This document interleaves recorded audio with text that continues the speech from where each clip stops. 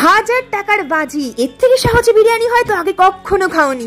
জানি তো বিরিয়ানি তোমার খুব প্রিয়। স্যালারি ঢুকলো কিনা তুমি দোকানের দিকে হাঁটা দাও, সপ্তাহে একদিন বিরিয়ানি না হলে কি আর জমে? তাই আজকে একদম মুশকিল আসান রেসিপিটা শেয়ার করছি। একদম সহজ মশলা, আদা, পেঁয়াজ, রসুন, টমেটো। চিকেনের মধ্যে এটাকে অ্যাড করে গোটা মশলা, জিরা, ধনে আর একটু কালো মরিচ দিয়ে সেটাকে সবটাকে মাখিয়ে নিচ্ছি।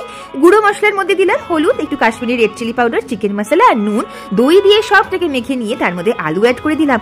রাইসটার কথা ভুলে গেলে না, নুন দিয়ে চালটাকে 50% কুক করে চিকেনের উপর লেয়ার করে একটুখানি ভাতের মার আর এই গোটা গরম মশলার একটা গুঁড়ো বানিয়ে সেটাকে ছড়িয়ে দিলাম।